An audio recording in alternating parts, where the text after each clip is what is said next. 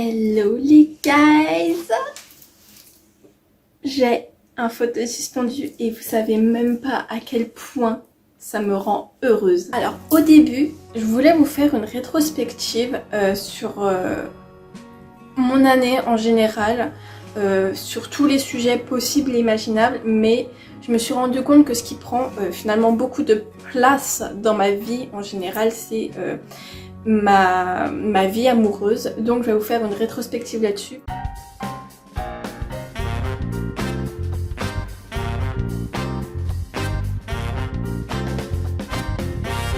Alors, l'année dernière, j'étais à Paris pour mes études et je vivais avec mon copain qui se trouve être le frère de ma meilleure amie.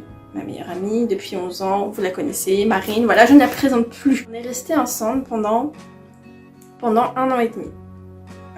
Et ben, je dois dire que c'était aussi, je pense, c'était une des relations les plus saines que j'ai eues dans ma vie amoureuse. Enfin, je dis pas que je prenais un peu ce qui venait, mais je pense que je fonctionnais énormément au coup de cœur, au coup de foudre. Et c'est pas forcément très bon de faire ça des fois. Le petit frère de ma meilleure amie, il est arrivé comme un chevalier servant sur son cheval blanc.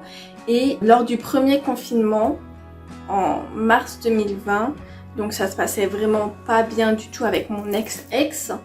Et ma meilleure amie en fait a dit bon bah viens à Paris. Tu vas passer le confinement avec nous, moi je te laisse pas avec ce malade. Mais c'est un malade. Donc je suis allée la voir, elle et son petit frère. Et puis bon voilà, le petit frère, ça s'est très bien passé, le courant est passé direct.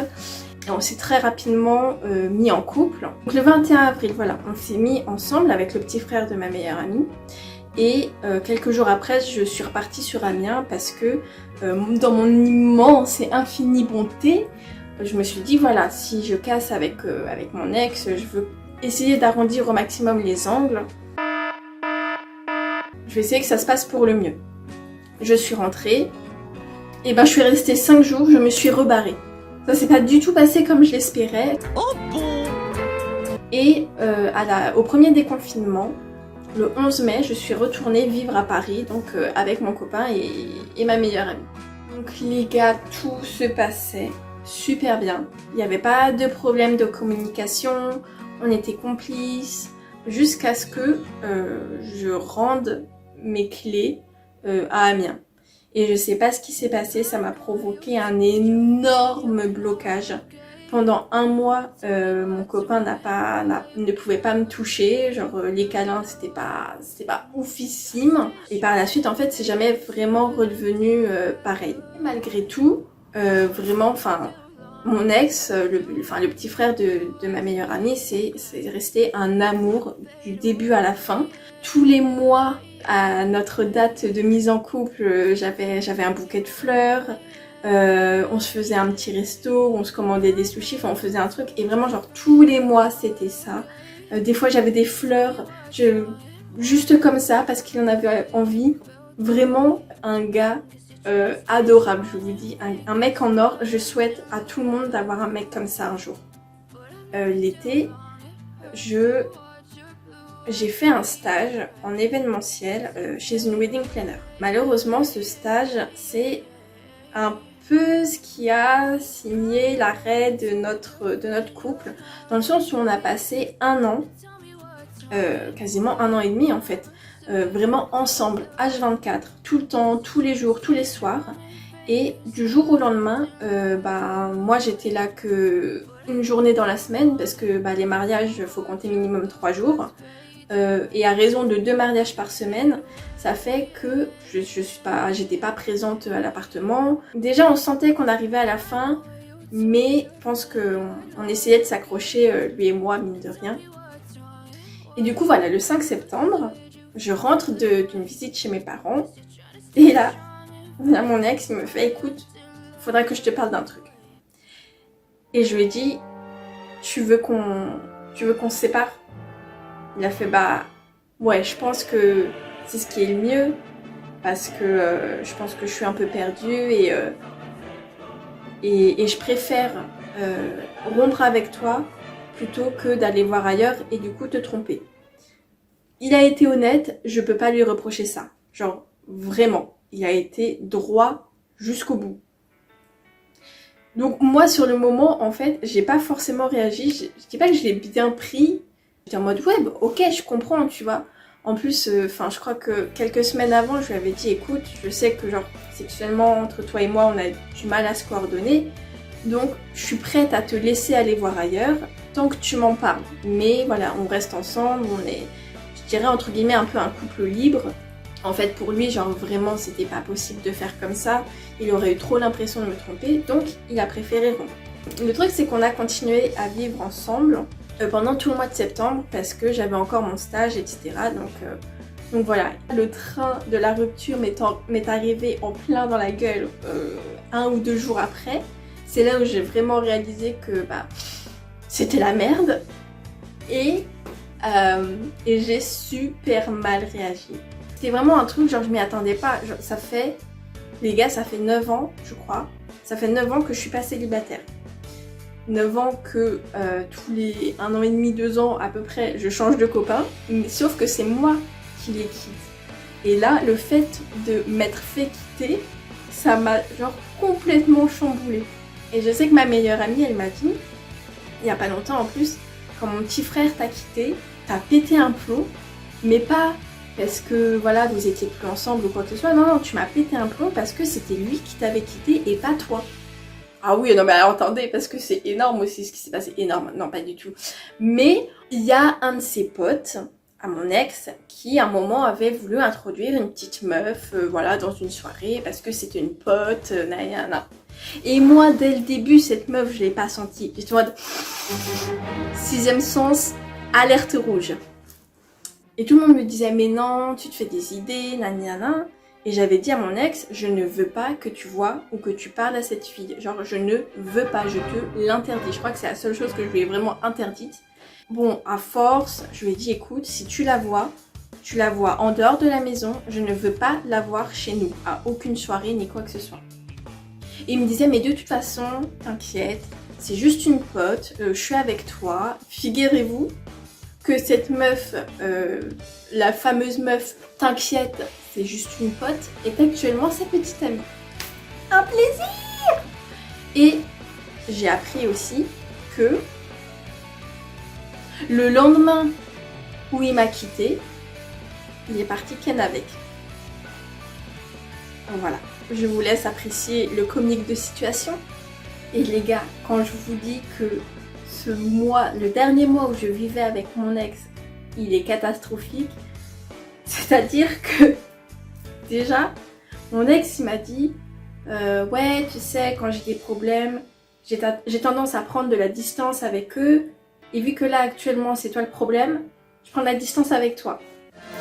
Frérot, tu dis pas ça, pas à quelqu'un comme moi, tu ne me le dis pas. Tu peux servir cette excuse à qui tu veux, mais pas à moi. Un soir du coup, il est parti, il est pas rentré, j'ai pété un câble, j'avais une boîte d'anxiolytiques à la maison, j'en ai pris sur 3 jours. Au final, j'ai 3 jours de trou noir dans ma vie. Tout ce que je sais, c'est parce que mon ex me l'a raconté. Il se trouve qu'à un moment, donc moi j'étais dans le canapé, complètement cachetonnée, il est rentré pour faire un after avec ses potes. Donc il m'a aidé à aller me coucher. Et je crois qu'en fait, j'ai pris avec moi la boîte de cacheton. Je l'avais dans la main. Il m'a aidé à me déshabiller, il m'a mise au lit, etc. Et en fait, donc j'étais en culotte. Et apparemment, je me suis relevée avec un plaid. Je suis allée dans le salon. Le plaid est tombé. Donc je me suis retrouvée à moitié à poil devant lui et ses potes. Et j'avais un couteau papillon à la main. Et non mais vraiment les gars, c'est catastrophique. C'est-à-dire que moi, les ruptures, je les vis à 100%. Je plonge dedans en mode faites-moi de la place, laissez-moi partir en dépression s'il vous plaît. Je suis du coup repartie vivre chez mes parents en début octobre. Bon, ça m'a permis de passer mon code et mon permis, etc. Bon, d'un côté, il y avait quand même du bon. Mais malgré tout, en fait, on est resté en très bons termes. Avec mon ex, on est en très très bons termes. Il y a des fois, on se parle, c'est cordial, enfin, il n'y a pas de soucis. Et honnêtement, je pense qu'on aurait pu se remettre ensemble, lui et moi. On aurait pu, sauf que, ça aurait été une relation à distance. Et moi, les relations à distance, c'est quelque chose que j'ai beaucoup de mal à gérer.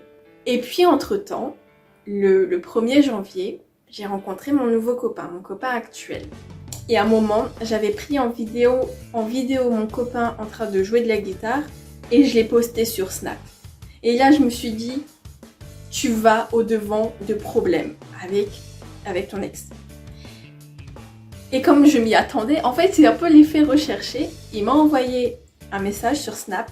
Il m'a dit alors, c'est lui, nouveau, etc. Je lui ai dit, oui, si on veut. J'étais très évasive parce que je savais pas comment il allait réagir. Et il m'a fait, tu l'as rencontré quand et tout, tu l'as rencontré où? Enfin non, il m'a demandé sur quel site de rencontre t'as rencontré ton copain. J'ai fait, mais attends, mais je suis pas passée par un site de rencontre, moi je l'ai rencontré comme ça, une soirée. Il m'a fait, à quelle soirée? J'ai fait, je l'ai rencontré au Nouvel An. Il m'a fait, ah c'est lui le gars plutôt mignon dont tu m'avais parlé. J'ai fait, oui, tu vois, c'est lui. Et il m'a dit, non mais attends, je croyais que c'est pas parce que tu le trouvais mignon qu'il allait rien se passer, tu te fous de ma gueule, etc. J'étais en mode, mais attends, c'était pas prévu en fait. Là, pour le coup, je n'ai rien prévu. C'était même pas un gars que j'avais dans le collimateur ou que je connaissais depuis hyper longtemps. Non, il est arrivé comme ça dans ma vie, à un moment où vraiment c'était pas le moment de faire une nouvelle rencontre, de se lancer dans une relation, mais il est arrivé, j'ai dû faire un choix. Donc j'essaye d'expliquer tant bien que mal, etc. Forcément il était fâché, etc. Bref. Et bon, voilà, on a laissé passer un peu de temps, et puis bon, on se reparlait un petit peu, genre pas trop, parce que sinon, lui comme moi, on pouvait facilement devenir agressif. C'est-à-dire, voilà, si lui, il avait le malheur de me parler de ses plans cul ou quoi que ce soit, moi je pétais un plomb. J'évitais de lui parler de mon copain pour, éviter de le frustrer, ou de je sais pas quoi. Bref. Puis maintenant, les choses se sont un peu calmées. Quoique, je vais vous dire, parce que le fait qu'il soit en couple avec cette t'inquiète, c'est juste une pote, moi, mon ego, il en a pris un coup, mais terrible. C'est-à-dire que déjà dans mes relations précédentes, j'avais accepté le fait de faire entrer des loups dans la bergerie, mais alors là, ça m'a achevée. Maintenant, je vais vous parler de ma nouvelle relation. Donc je suis avec mon copain depuis le 1er janvier. Enfin, il y a tout un débat sur la date. C'est-à-dire que pour moi, le 1er janvier, c'est le jour de notre rencontre. Mais on s'est mis en couple le 8 janvier. Et pour lui, on est ensemble depuis le 1er parce que voilà, ça fait bien.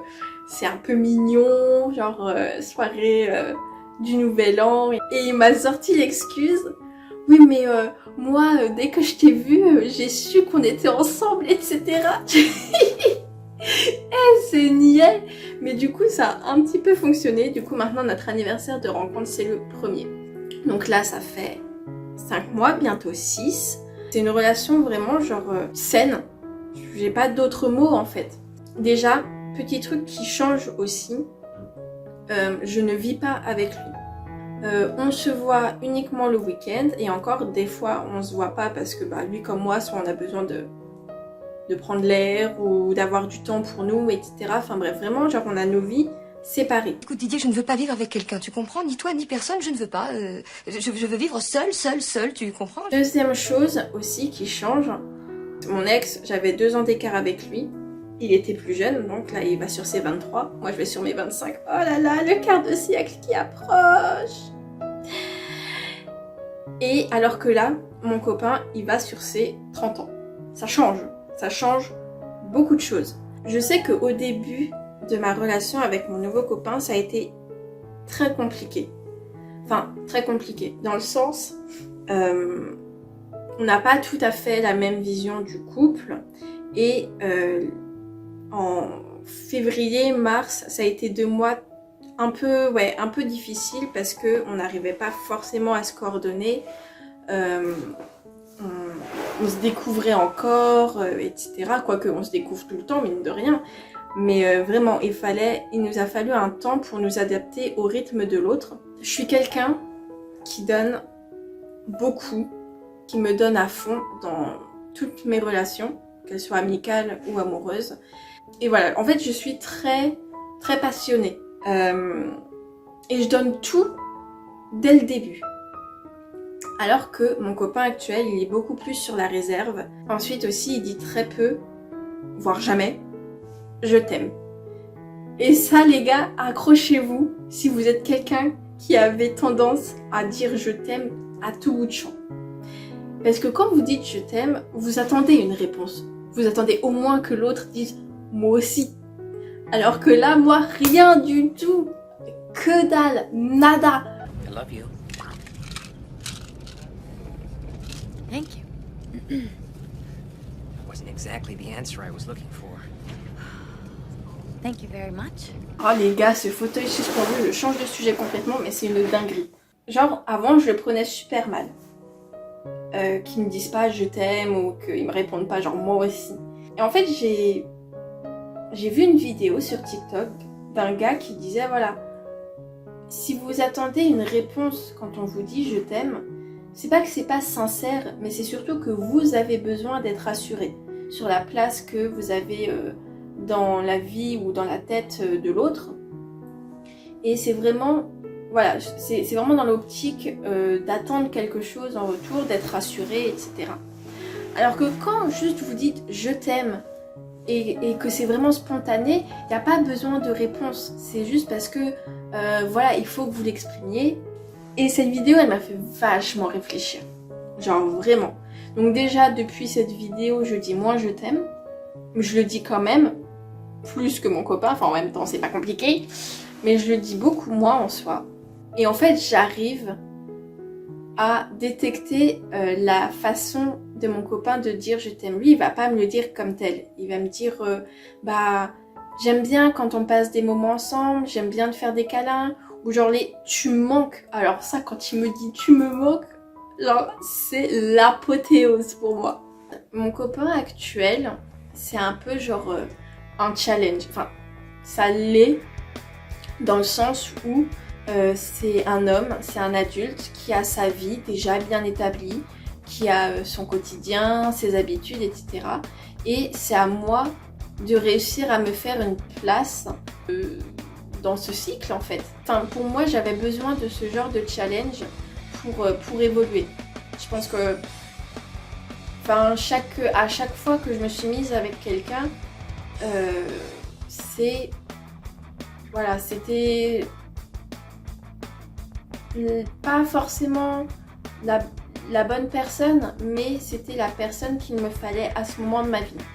Actuellement dans ma vie, j'ai besoin d'un homme qui a déjà sa vie et j'ai juste entre guillemets genre à me greffer à cette vie et puis voilà quoi. Moi ça me challenge, ça me fait grandir, ça m'aide aussi à mûrir. Parce que je vais pas vous cacher que je suis pas prête à être adulte. Je veux pas être adulte, c'est trop dur, il y a trop de responsabilités. Et pourtant, bon bah voilà, il va bien falloir que je fasse le pas. Je mûrisse au niveau de mes relations amoureuses. Et c'est ce que mon copain en fait me permet de faire. Quand je fais le bilan de toutes mes relations amoureuses depuis, disons depuis 8 ans, 9 ans, bon, il est clair que j'ai une peur panique de l'abandon. Ma vie a commencé par un abandon. Je pense que ça m'a vraiment, inconsciemment, ça m'a marqué. Et c'est aussi, je pense, pour ça que j'ai toujours du mal avec les relations à distance. Parce que, mine de rien, je suis quelqu'un qui demande beaucoup d'attention. Même si c'est cyclique, même s'il y a des fois où, voilà, je veux pas... on est chacun de notre côté, ça me va très bien, il n'y a pas de bisous, il n'y a pas de câlins. Mais voilà, quand je suis en demande d'attention, je sais que mon partenaire doit répondre à ce besoin très rapidement. Sinon, j'ai vraiment cette sensation d'être abandonnée et vraiment, genre, j'ai vraiment du mal à gérer ça. Ce qui est bien, c'est que comme je vous l'ai dit, on a réussi à trouver un équilibre et un rythme dans notre vie de couple. Et je sais que voilà, les week-ends, je vais voir mon copain. La semaine, chacun travaille de son côté, on est bien occupé, etc. Et voilà, nos week-ends, pour moi en fait, les week-ends, c'est pas... c'est un peu bizarre de dire ça, mais pour moi c'est mon dû. Genre on se voit pas la semaine, tu me dois ces moments ensemble le week-end. Et c'est pour ça que les fois où on se voit pas, je lui dis pas, mais je réagis super mal. J'ai le seum fois 1000 derrière mon téléphone, derrière l'écran de mon téléphone. Je sais que j'ai dû faire un énormissime travail sur ma jalousie et ma possessivité. Parce que cette histoire de t'inquiète, c'est juste une pote, je l'ai eu tellement de fois que j'en suis arrivée à un stade où je pense que je pourrais vraiment être une meuf toxique dans un couple. On parle beaucoup des mecs toxiques, mais il existe aussi les meufs toxiques. Et j'aurais vraiment pu devenir ce style de meuf après ma rupture avec mon ex, avec le petit frère de ma meilleure amie. Voilà, c'est quelque chose qui m'a vraiment blessée, qui a blessé mon ego, mon amour propre. En début de relation avec mon copain, je lui ai dit écoute, tu peux aller en soirée, y a pas de souci, tu peux y aller sans moi, mais s'il y a des meufs, t'y vas pas. Ou alors je viens avec toi. Les meufs, tes potes meufs, je veux que tu me les présentes. Et si je les sens pas, je t'assure pas que tu vas pouvoir continuer à les voir. Et je lui ai dit ça, genre dès le début, vraiment j'ai été claire là-dessus. Bon, c'était très risqué comme manœuvre, parce qu'il aurait pu dire oh là là, ça pue, je laisse tomber. Mais voilà, j'ai préféré jouer carte sur table. À ce moment, il y a 5 mois, j'étais en panique dès qu'une meuf gravitait autour de mon mec. Il y a une soirée où je suis allée avec mon copain et il m'a présenté donc ses potes meufs. Et ça s'est bien passé en soi. Genre, elles étaient sympas, elles ont été adorables.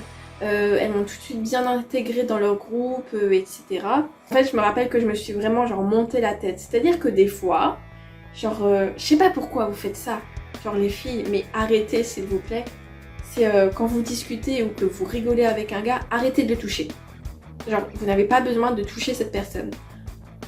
Une pote de mon copain, quand elle lui parlait ou quand elle rigolait, elle était en mode oh oui, oh c'est beaucoup trop drôle, ah mais oui mais je suis d'accord avec toi, nanana. Insupportable. Et ça je l'ai snipé direct. J'ai rien dit sur le moment parce que cette meuf en soi elle est adorable. Je l'adore de ouf. Et quand on est rentré de la soirée, mon copain il me fait bah ça va et tout, tu tires une tête de 6 pieds de long, ça s'est pas bien passé la soirée. J'ai fait si ça s'est super bien passé. Franchement j'adore tes potes meufs, mais purée, pourquoi elles sont obligées de tout le temps te toucher? Genre pourquoi être aussi tactile? Je ne comprends pas. Et il a fait bah je sais pas, ça a toujours été comme ça, ça m'a pas choqué, jamais ça. Ça m'a pas choqué outre mesure. Et je lui ai dit il faut arrêter de faire ça. Il faut arrêter parce que moi je le vis pas bien. Et en fait, au fur et à mesure, bon, de toute façon, j'ai eu des échos de un peu tout l'entourage de mon copain. Et enfin, c'est quelqu'un qui a toujours été fidèle, il a toujours été sérieux. J'ai dû travailler sur moi, sur ma jalousie, ma possessivité. Et j'ai dû accepter en fait le fait que ils se connaissent depuis le lycée. Donc ça fait 15 ans qu'ils se connaissent. Et s'il avait dû se passer quelque chose, ça se serait déjà passé. Le bilan de tout ça, c'est que je commence à arriver à vivre avec moi-même, avec moi et mon chat, à être seule. J'ai un peu moins de mal à être seule. Je suis beaucoup plus zen par rapport aux potes meufs. J'ai confiance en mon copain aussi, genre aveuglément. Après c'est toujours le même problème, c'est que j'ai confiance en mon copain mais j'ai pas confiance dans les autres meufs. Enfin bref, j'espère que cette vidéo vous aura plu. C'est vrai que je déballe un peu ma vie, mais vous savez comment je fonctionne de toute façon. N'hésitez pas à vous abonner, à lâcher un petit commentaire, ça fait toujours plaisir. Vous pouvez me suivre sur TikTok. Je vous fais plein de gros bisous. Prenez soin de vous et à la prochaine.